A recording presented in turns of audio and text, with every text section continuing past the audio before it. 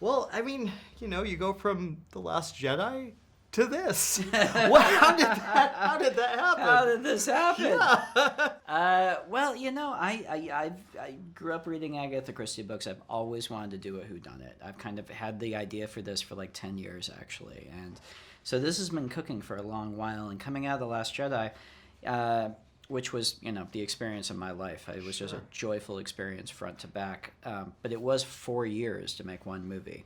Wow. And the idea of what can I write really quickly and just do really quick and just let's make a movie like that.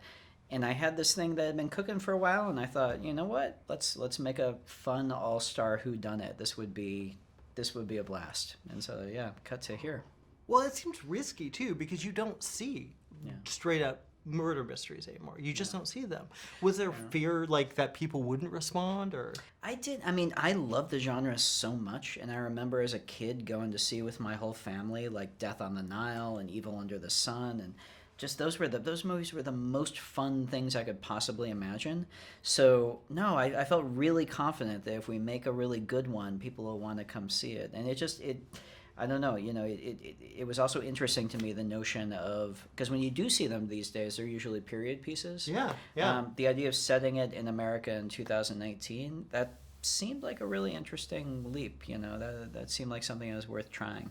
Well, you do something that's, I think, really interesting is you do modernize it. There's political talk. There's technology talk. Yeah. Was there ever a point where you're like, oh, maybe this is too much, or maybe we don't go too much on the politics? But it was very interesting. No, for me, I was just like, if we're doing this, let's do it. You know what I mean? I was like, and it's not a message movie. It's not like a didactic, finger-wagging political message movie at all. It's a big, fun murder mystery.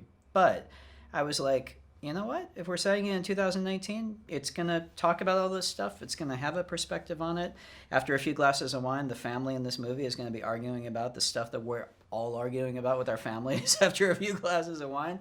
We're all in the thick of it right now, so let's put it at the forefront in a way that we can all see it on the screen in this big inflated way and maybe have a little bit of a laugh about it.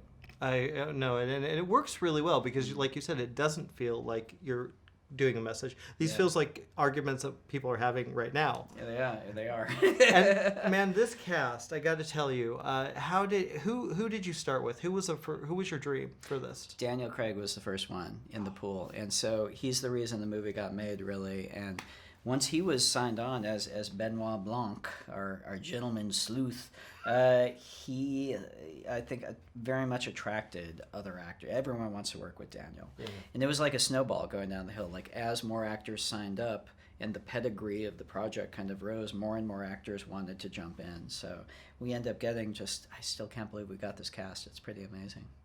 I know, it's fantastic. And all great performances, especially Craig. Yeah, he's absolutely fantastic. Yeah, amazing. Well, I think you can, with the rest of the cast and with Daniel especially, you can tell how much fun he is having on the screen. Mm-hmm. And that's a genuine reflection of how it was on set. Like, I think that, you know, if you just know him from Bond, which he's so good at playing, you might like just picture him in this kind of very stern, kind of like straightforward mode. I think he relished the chance to just bust out and cut loose and do something that was totally different than that, and I think it's infectious, you know, the joy that he's having on the screen. The family is truly desperate. When people get desperate, the knives come out. This is a twisted web, and we are not finished untangling it.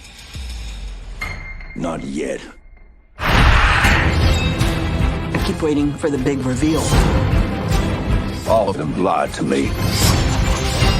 There is one guilty party behind it all. You know something. Spill it. Oh my God. Tell me what happened to my grandfather. I think you have something you want to tell me.